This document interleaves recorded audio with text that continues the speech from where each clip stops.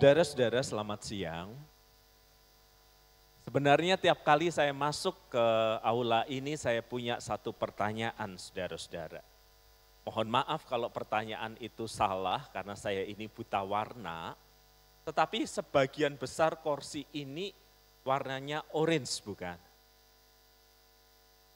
Saya kira tadi saya salah masuk ke pertemuan partai tertentu yang warnanya orange. Bersyukur untuk kembali hadir di tengah-tengah saudara-saudara memulai semester yang baru ini. Dan biarlah kita terus mengingat apa yang menjadi gambar besar dari perjalanan kehidupan kita. Firman Tuhan berkata, sebab semua orang yang dipilihnya dari semula, mereka juga ditentukannya dari semula untuk menjadi serupa dengan gambaran anaknya. Supaya ia, anaknya itu menjadi yang sulung di antara banyak saudara-saudara. Di tempat kami tinggal di Wisma Mukti, selalu ada tukang kerupuk yang datang mengunjungi rumah kami setiap hari. Dan sebagai orang yang dibesarkan di Jawa Tengah, kami kalau makan nggak pakai kerupuk, adalah hal yang enggak lazim, ada yang kurang begitu. Dan kebiasaan itu nampaknya menurun kepada anak kami. Walaupun istri saya datang dari luar Jawa, tetapi selera makan anak kami yang pertama mirip papahnya. Dia suka sekali memakan kerupuk yang kami beli nyaris setiap hari itu. Ketika usianya masih 5 atau 6 tahun, saya pulang dari gereja, saya mendapati dia sedang menikmati kerupuk itu di tangannya. Lalu saya berkata, "Nak, kasih dong papa kerupuknya." Dia melihat ke saya dan kemudian dia melihat ke kerupuknya, lalu dia memotongnya dan memberikannya dengan tangan kanannya. Saya senang, berarti yang diajarin dia lakuin dengan baik. Dan potongan yang ada di tangan kanannya itu kecil. Segera saya bilang terima kasih dan saya makan dan saya telan. Baru kemudian saya bertanya lagi, "Papa minta lagi dong." Wajahnya cemberut, dia berusaha mempertahankan kerupuk itu. Dan karena saya mendesaknya, dengan terpaksa agak kesal dia memotong kerupuk itu. Kali itu yang di sebelah kanannya potongan besar, di sebelah kirinya potongan kecil. Menurut Anda dia akan memberi dengan tangan kanan atau dengan tangan kiri? Bukan, salah. Dia anak pendeta yang baik. Dia memberi saudara-saudara dengan tangan kanannya setelah terlebih dahulu melihat dan menukarnya.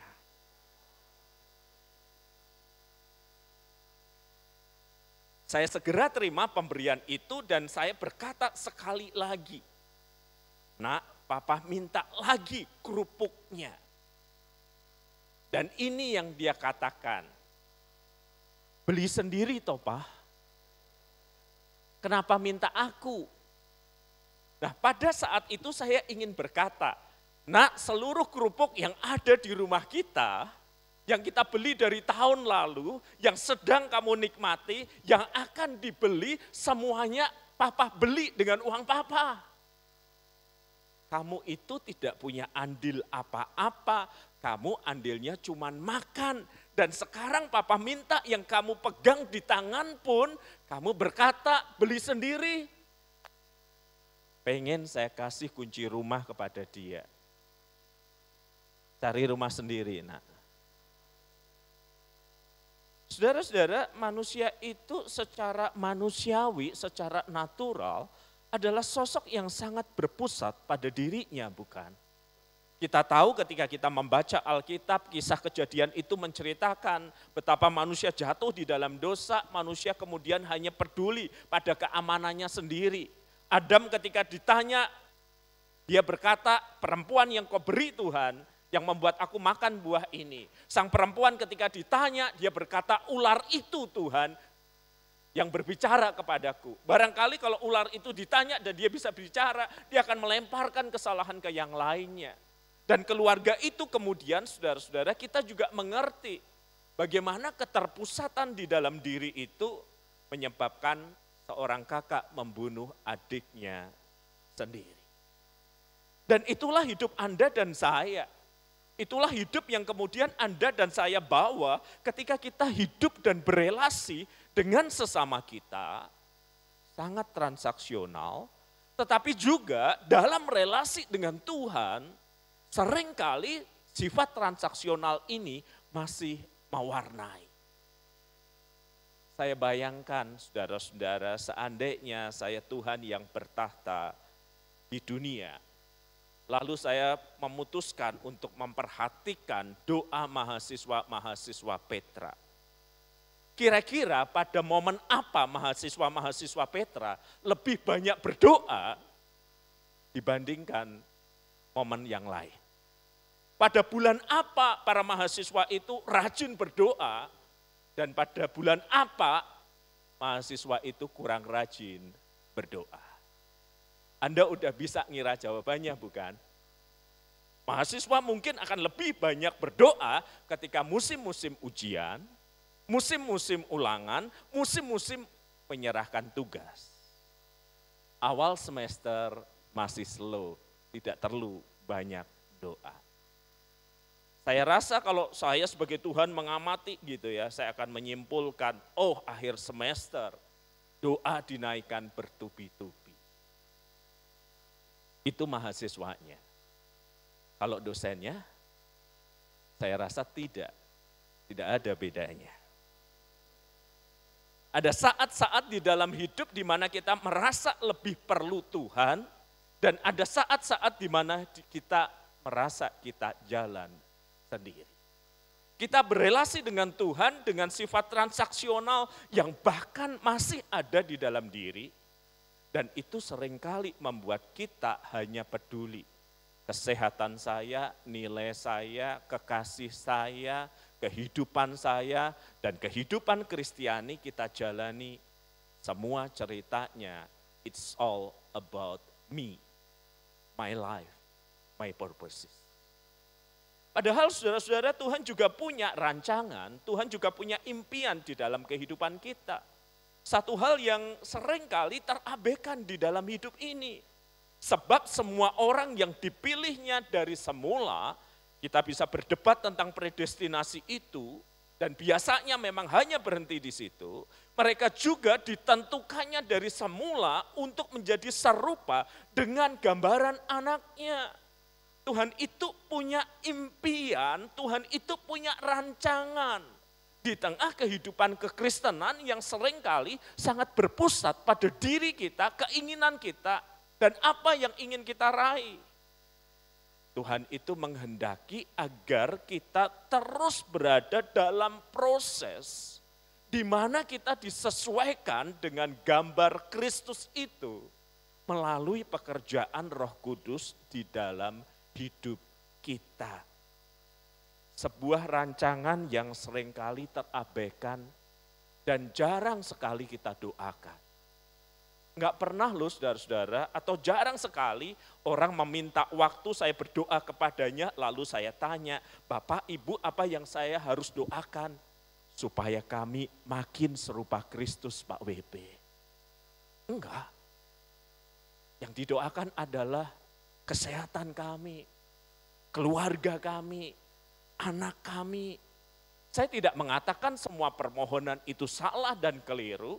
Saya hanya ingin mengatakan betapa tidak berimbangnya seringkali kita memikirkan diri kita tidak memikirkan apa yang menjadi kehendak Tuhan, yaitu proses di mana kita diserupakan dengan gambaran Yesus melalui pertolongan Roh Kudus. Saudara-saudara, yang pertama yang harus kita ingat adalah kita ini diminta bertumbuh ke arah keserupaan dengan Kristus, tetapi tidak kehilangan keunikan pribadi kita. Alkitab mengatakan saudara-saudara pertama kali kapan mereka disebut Kristen, yaitu ketika mereka ada di Antioquia. Saulus waktu itu adalah orang Kristen yang baru diajak Barnabas hidup bersama dengan mereka 1 tahun lamanya. Dan orang-orang yang ada di sekitar itu melihat sosok-sosok yang pribadi yang berbeda-beda ini. Tetapi mereka mengenali kualitas yang sama. Mereka mengenali bahwa orang Kristen yang mula-mula ini, sekelompok orang ini hidup dengan cara yang berbeda. Mereka setia dengan istri mereka tidak menyembah kaisar, mereka tidak hidup di dalam segala pesta pora dan hal-hal yang mereka biasa hidup. Dan mereka tidak memuji sekelompok orang Kristen ini lalu berkata kualitas moral mereka bagus, kualitas moral mereka excellent, mereka berbeda dengan kita. Tetapi ketika melihat kualitas ini, mereka langsung ingat kehidupan yang seperti ini pernah ditunjukkan oleh Yesus Kristus, bukan? Maka mereka disebut Kristen, Kristus kecil, ada miniaturnya Kristus. Walaupun mereka ini ada sosok-sosok yang berbeda, sosok-sosok yang tampilan fisiknya sangat berbeda. Di situ ada orang Yunani, ada orang Yahudi, ada budak, ada orang merdeka. Tetapi ada jejak-jejak kualitas Kristus yang kelihatan dalam hidup mereka. Dan saya rasa pengalaman inilah yang menginspirasi Paulus ketika kemudian di pelayanannya, dia mengisahkan mengapa ia bekerja keras melayani. Hai anak-anakku, karena kamu aku menderita sakit bersalin.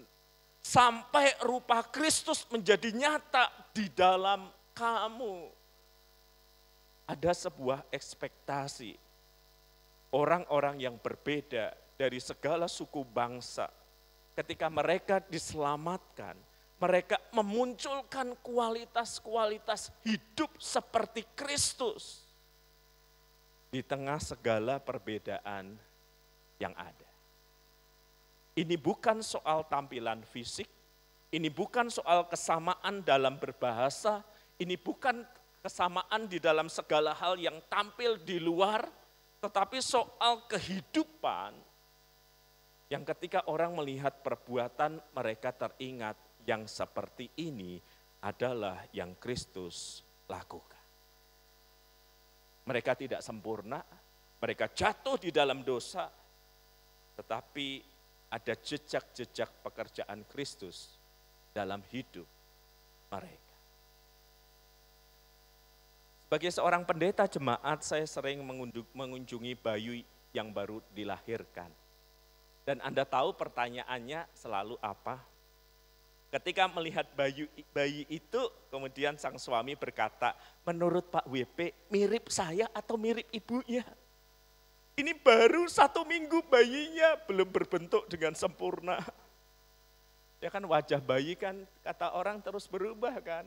Masih kemudian berkata, saya catat dulu Pak WP yang kesini yang bilang mirip saya 9 orang, yang bilang mirip istri saya 5 orang. Kalau menurut Pak WP mirip siapa? Saya nengok bayinya, saya lihat papahnya, saya lihat mamahnya. Pengen saya bilang mirip tetangga.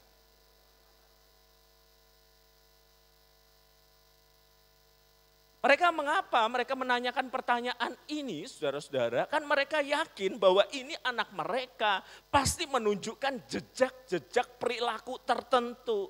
Jejak-jejak tampilan fisik tertentu pada tahap awal. Dan mereka berkata bangga mirip dengan papahnya. Mirip dengan aku, mamahnya. Saya masih ingat kok apa yang dikatakan jemaat ketika melihat anak saya. Bersyukur ya Pak, laki-laki. Mirip ayahnya. Betul ayahnya laki-laki tulen sih. Tapi syukur yang paling besar adalah kulitnya mirip mamahnya, putih Pak. Saya bertanya, emang kalau gelap kenapa sih? Saudara-saudara, kemudian anak membesar. Nah kalau anak membesar, saya besuk lagi. Biasanya sang mamah berkata, kalau bapak lihat anak saya sekarang mirip papahnya. Datang ke rumah, tas sekolah dilempar, baju dilepas di mana-mana. Plek papahnya. Tapi kalau soal berdoa mirip saya Pak, dia rajin berdoa. Orang tua menanyakan kesamaan apa yang ada di dalam diri dan anaknya. Tuhan Bapa di surga juga akan bertanya setelah kelahiran kembali yang kita alami karena pekerjaan Roh Kudus itu, adakah jejak-jejak perbuatan dan perkataan yang mengingatkan orang pada yang sulung di antara kita, Kristus itu. Kita bertumbuh ke arah keserupaan dengan Kristus, dengan segala keunikan kita. Yang kedua, saudara-saudara, kita membutuhkan waktu untuk bertumbuh, untuk menjadi serupa dengan Kristus. Itu takes time, itu tidak karena sebuah retreat, tidak karena sebuah doa, tidak karena sebuah khotbah, butuh waktu. Tetapi waktu bisa berlalu tanpa menghasilkan pertumbuhan yang optimal. Lihat apa yang ditulis oleh penulis Ibrani kepada jemaatnya. Sebab sekalipun ditinjau dari sisi waktu, sudah seharusnya menjadi pengajar. Dari sisi waktu kronologi seharusnya sudah menjadi pengajar, namun kamu masih perlu diajarkan asas-asas pokok dari penyataan Allah. Kamu masih memerlukan susu, bukan makanan keras. Berarti orang Kristen bisa saja sebuah startnya sama, titik startnya sama, tetapi dalam perjalanan waktu yang sama menghasilkan pertumbuhan yang berbeda. Kalau anak kecil, dia diperiksa oleh dokter tumbuh kembang. Perkembangan yang tidak sesuai dengan waktunya berarti dia gagal dalam bertumbuh kembang. Kalau dia gagal dalam bertumbuh kembang, ada yang salah. Ada terapi tertentu yang harus dilakukan untuk mengejar ketertinggalannya. Ketika dokter mengatakan bahwa anak kami waktu itu 4 tahun, tetapi bicaranya seperti anak 2 tahun, kami tahu dia tidak bertumbuh dan berkembang dengan baik. Lalu dokter mengatakan kalau kita bicara salahnya di mana Pak, nanti enggak selesai. Saya ajari saja caranya supaya dia bisa mengejar ketertinggalannya dalam berbicara. Soalnya kalau ini tidak dikejar, nanti dia tidak bisa ngomong dengan baik, dia kehilangan kepercayaan diri, hidupnya berantakan. Istri keluar dari pekerjaan, saya menunda studi saya waktu itu, dan kami menerapi anak kami supaya bisa bicara. Kami prihatin. Kenapa dia tidak berkembang sesuai usianya? Dan hal yang bisa terjadi pada tubuh jasmaniah begitu, juga bisa terjadi dalam pertumbuhan iman kita. Jangan menganggap bahwa yang sudah lebih dulu ikut Tuhan, seiring dengan waktu, maka kualitasnya akan jauh lebih baik daripada yang baru. Semua butuh waktu betul, tetapi waktu tidak menjamin bahwa pertumbuhan itu berlangsung dengan optimal. Jadi jangan heran ketika Anda melihat orang Kristen dan berkata, dia udah lama jadi orang Kristen Pak, tetapi kosakatanya, kenapa isinya kebun binatang Surabaya semua. Dia sudah lama jadi orang Kristen Pak, tetapi cara berperilakunya kenapa kayak begitu. Enggak ngingetin sama Yesus sama sekali. Temannya bilang, ngingetin kok sama Yesus kok pada satu aspek hidup Yesus. Apa? Waktu dia marah di bait Allah Pak. Karena dia marah melulu hidupnya. Enggak ada yang lain. Dan kita tahu ketika orang mengatakan hal-hal yang sejenis kepada kita, maka kita tahu kita sudah gagal untuk bertumbuh secara optimal di dalam rentang waktu yang sama dengan orang lain. Siapa sih yang bisa mengerti pertumbuhan ini, saudara-saudara? Orang terdekat kita, suami atau istri kita, rekan kerja kita, pacar kita. Untuk yang belum punya pacar, ada satu pribadi yang sangat mengerti pertumbuhanmu, Roh Kudus. Karena itu carilah partner untuk bertumbuh bersama ya. Kita akan ada dalam proses yang terus menerus. Dan proses itu harus menghasilkan hasil yang optimal. Tetapi yang ketiga yang harus kita ingat saudara-saudara adalah kita ini saudara-saudara, saya tolong dibantu, tahu-tahu ada yang error, yang lebih ahli. Yang ketiga yang perlu kita ingat saudara-saudara, kita ini tidak mengupayakan pertumbuhan dengan kekuatan kita sendiri. Boleh tolong satu klik untuk ayat yang ingin saya munculkan. Barang siapa menjadi milik Kristus, ia telah menyalibkan daging dan segala keinginannya. Barang siapa yang menjadi milik Kristus, ada sesuatu yang terjadi di masa lalu. Ia telah menyalibkan daging dan segala keinginannya. Dan jika kita hidup, kata firman Tuhan ini, baiklah kita hidup oleh roh dan mengikuti apa yang menjadi keinginan roh itu. Saudara, hidup menurut keinginan roh tidak semistik yang dibayangkan. Roh Kudus bekerja melalui pikiran kita, melalui hati nurani kita. Yesus berkata bahwa ketika Roh Kudus itu ada, dia membuat kita percaya Yesus Kristus Tuhan, dan dia berdiam di dalam hidup kita, dan dia akan mengingatkan segala sesuatu apa yang Roh Kudus, yang Kristus ajarkan. Jadi suara Roh Kudus memakai hati nurani, memakai pikiran, akan memusatkan kita pada ajaran Kristus. Dan ketika kita mendengar suara hati, suara pikiran yang memusatkan kita pada ajaran Kristus, maka kita tahu itu suara Roh Kudus. Thank you ya. Di kemacetan Surabaya saya lagi nyetir, nemenin seorang pendeta yang lama di daerah. Dia berkata, Surabaya macet ya Pak WP. Beginilah Om, Surabaya kayak gini, enggak kayak di tempatnya Om, nyetir sambil tidur udah nyampe gereja.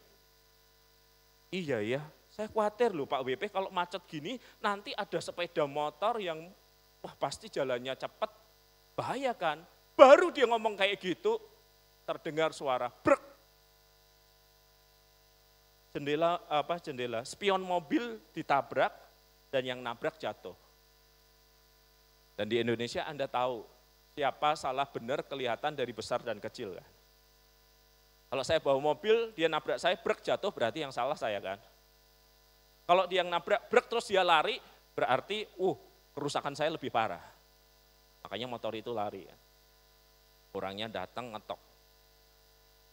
Tidak punya pilihan, saya bukain. Begitu saya bukain, dia langsung memaki dengan makian khas Surabaya. Dan berkata, kon gak duwe motor rek. Dan banyak makian lainnya. Untung kaca jendelanya enggak saya turunin penuh ya. Kalau penuh bisa terjadi hujan lokal. Itu masih saya turunin sepertiga aja. Saya ngerasa saya enggak salah wong saya berhenti. Emosi saya naik. Pendeta juga manusia. Apalagi menjelang jam makan siang. Pak pendeta yang senior di sebelah saya bilang, turunkan kata jendela. Saya turun. Saya menunggu apa yang akan keluar dari bibir beliau. Sementara orang yang marah itu terus ngomong, bapak orang tuanya ya kasih tahu anaknya nyetir pakai mata. Dalam hati bagaimana nyetir pakai mata, bukannya pakai tangan.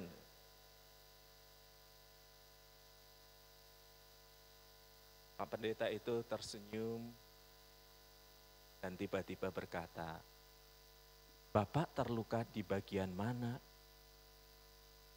Boleh saya bantu supaya lukanya sembuh? Saya keluar ya dari mobil, maaf ya Pak. Perasaan saya tadi bawa pendeta deh, bukan bawa Tuhan Yesus deh. Tapi kata-katanya begitu calm, tenang. Dan saya nengok ke sini. Tahu-tahu si Bapak bilang, oh saya enggak apa-apa kok Pak, maaf ya Pak, selamat siang. Pergi. Saya bilang, Om, ajarin saya kesabaran seperti itu. Ajarin saya kesabaran yang kayak begitu. Yang calm, tenang, suaranya suara seperti suara Tuhan. Seperti suara acara-acara di TV yang kita tahu orangnya kulit hitam dan ketika dia ngomong itu kayak seperti suara dari atas gitu loh. Ajarin Om kesabaran seperti itu. Sekarang. Udah minta kesabaran, mintanya cepat lagi. Lalu dia bilang ke saya gini, waktu mengalami peristiwa itu, ada suara apa di dalam hatimu? Suara Om jujur, marahin balik. Jangan ngalah, ini orang gak bisa dikasih hati, hajar. Itu aja.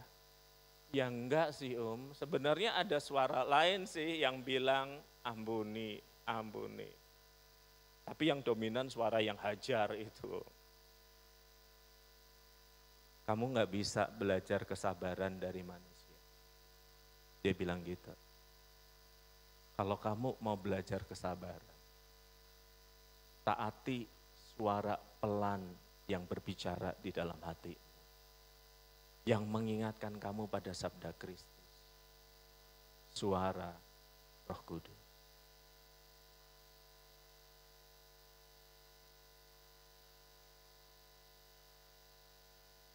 Hari itu saya paham, apa artinya berjuang untuk serupa dengan Kristus bukan dengan keinginan sendiri, tetapi dengan menyalibkan manusia yang lama itu. Dan karena rohnya yang kudus berdiam di dalam diri kita dan membuat kita percaya roh itu berbicara melalui pikiran dan hati nurani. Dan ketika yang dipercakapkan adalah firman dan kehendak Kristus, kita tahu. Itu suara Roh Allah. Dan ketaatan kepada suara semacam itu yang mengubah hidup kita perlahan namun pasti. Yang keempat, kita bertumbuh secara pribadi saudara-saudara ya. Tidak bisa nunut, tidak bisa mengatakan, Pak saya sudah jadi Kristen sejak dalam kandungan ibu saya. Pak saya sudah jadi Kristen karena orang tua saya Kristen, karena suku saya Kristen, karena semua orang di kampung kami Kristen. Pertumbuhan itu pribadi, personal, tetapi pertumbuhan itu tidak pernah lepas dari komunitas orang percaya. Entah namanya gereja, entah namanya persekutuan, entah namanya apapun. Karena kita tidak pernah diciptakan Tuhan sebagai Superman dalam hal spiritual. Yang bertumbuh secara pribadi, yang tidak butuh orang lain. Di dalam perjalanan hidup saya sebagai remaja, saya mengenal orang-orang seperti ini. Yang akan berkata, manusia melukai, manusia menyakiti, gereja mengecewakan. Mereka pergi ke tempat retreat, doa puasa 40 hari, 40 malam. Kemudian melakukan hal-hal seperti itu sendiri bersama dengan pasangannya dan yang lainnya. Dan Anda tahu seringkali hasilnya adalah apa? Bukan makin dekat Tuhan, tapi makin dipergunakan oleh setan. Dia datang dengan ajaran-ajaran yang bertentangan dengan keyakinan iman Kristiani yang konservatif. Dia berani berbicara, Tuhan berbicara kepada saya, tanggal sekian Kristus datang. Dan ketika saya menegurnya sebagai sahabat, dia berkata, jangan keraskan hatimu, Tuhan udah bicara sama kamu. Saya nengok ke atas, mana Tuhan, saya berhadapan dengan kamu. Oh kamu belum tahu, hitung sampai 3. Dan yang ada di hadapanmu bukan lagi aku, tetapi Yesus yang berbicara pakai suaraku.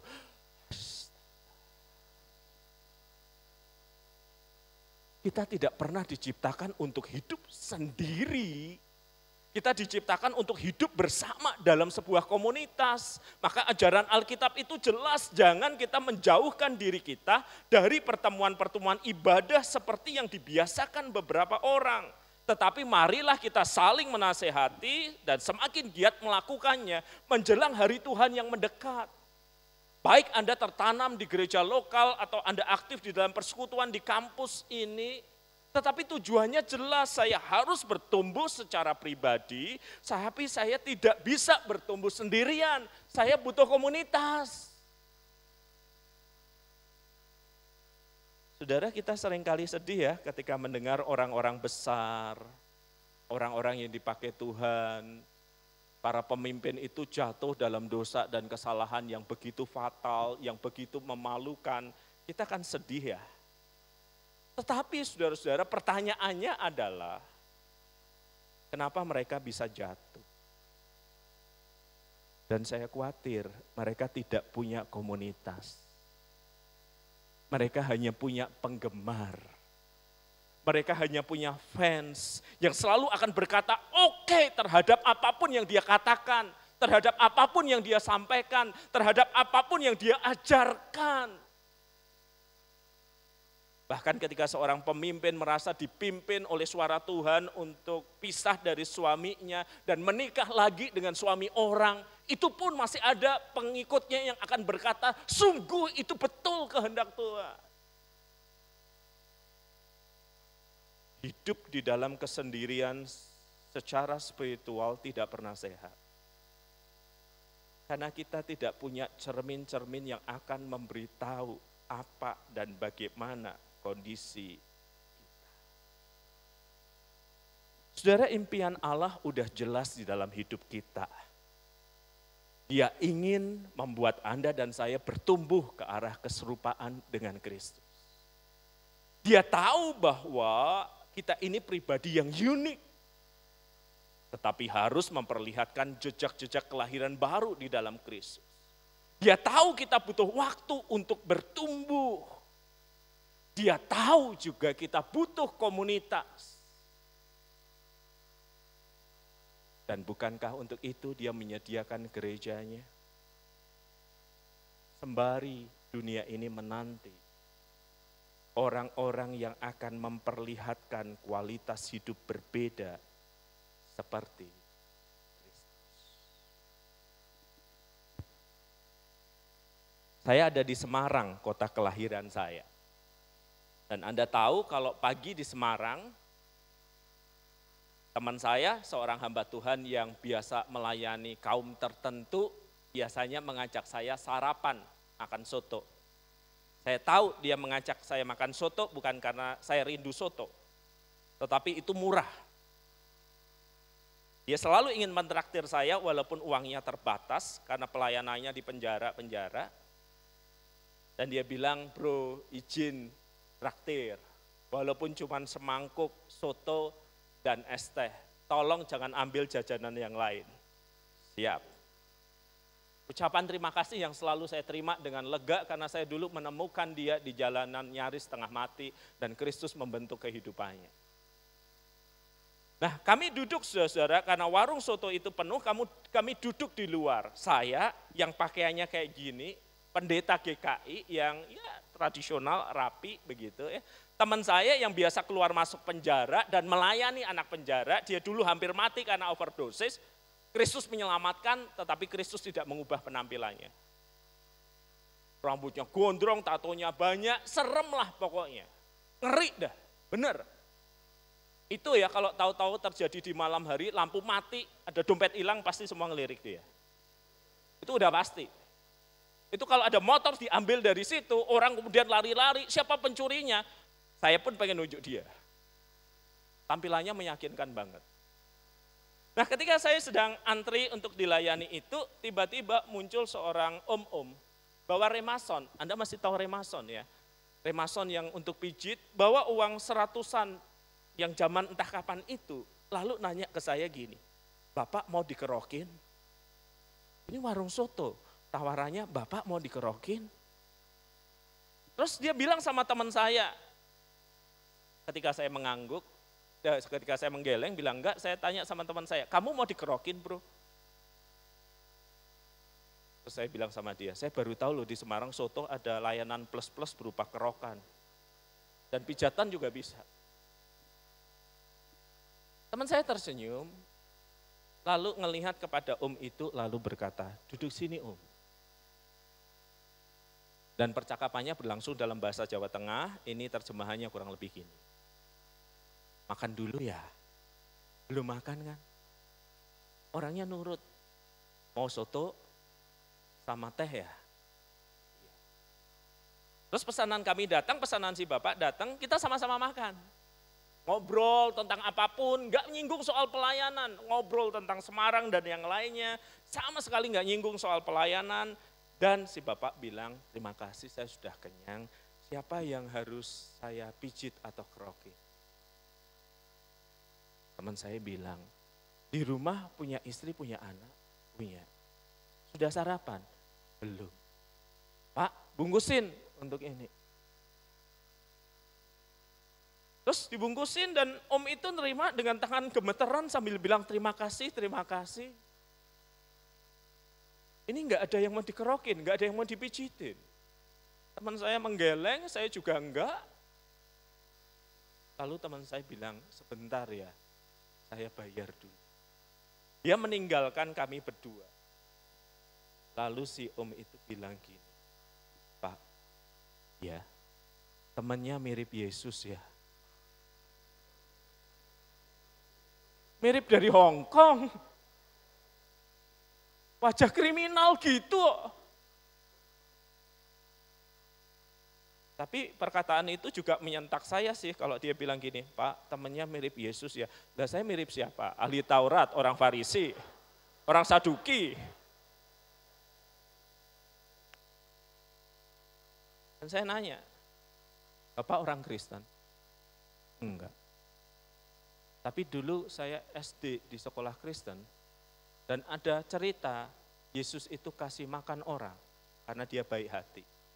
Mirip teman Bapak. Dalam hati saya bertanya, aku mirip sopo rek?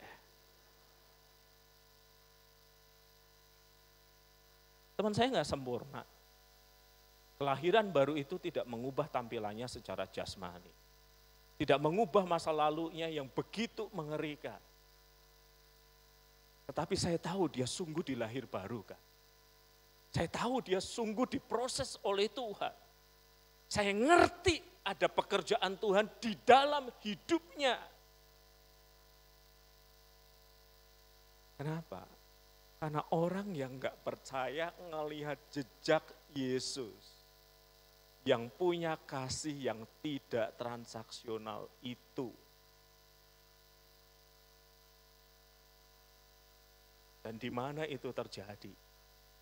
Di tengah dunia yang jatuh di dalam dosa, di mana orang hanya berpusat pada dirinya. Di mana transaksi itu wajar dan biasa terjadi. Tetapi hari itu si bapak, si ngelihat anugerah. Dari orang yang dulunya sampah. Tetapi terus berada di dalam rancangan Allah.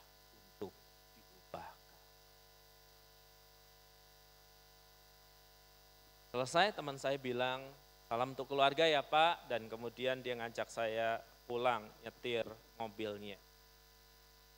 Sepanjang perjalanan pulang saya nengok dia terus. Dia yang saya tahu, saya nengok ke arah dia terus bilang, bro jangan lama-lama nanti jatuh cinta. Lalu saya ceritakan kisah tadi. Si om itu bilang, kamu bro, mirip Yesus. Karena kamu mau berbagi sesuatu tanpa transaksi.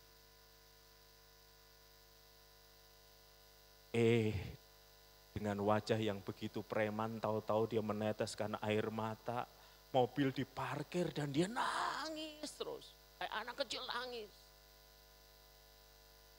Tampilannya aja gahar. Hati Hello Kitty. Nangis terus sampai saya bilang, ada apa, ada apa, ada apa. Aku salah ngomong apa. Dan dari bibirnya keluar kalimat. Bro, pujian tertinggi bagi seorang seperti kita, murid Kristus hamba Tuhan. Bukannya berapa viral kamu.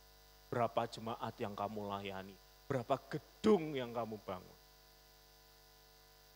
Pujian yang tertinggi adalah ketika orang bisa bilang tentang hidup kita. Kamu ngingetin aku pada Yesus. Dan hari ini aku bersyukur untuk kata-kata itu. Karena kamu tahu aku dulu sampah yang bahkan tidak dihendaki oleh orang tuaku sendiri.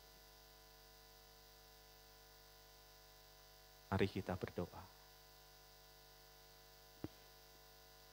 Ada banyak hal yang bisa kami lakukan, ada banyak hal yang bisa kami perbuat, ada banyak hal yang kami miliki.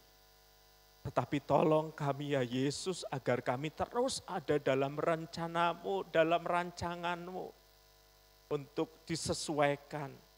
Seperti Kristus melalui pekerjaan Roh Kudus. Dan kami percaya ini adalah rancangan Bapa kami yang di sorga. Kami bergumul dengan salah dan dosa, tetapi Roh Kudus terus membentuk hidup kami, mengarahkan kami kepada Kristus, dan biarlah kami tunduk pada pimpinan Roh Kudus itu.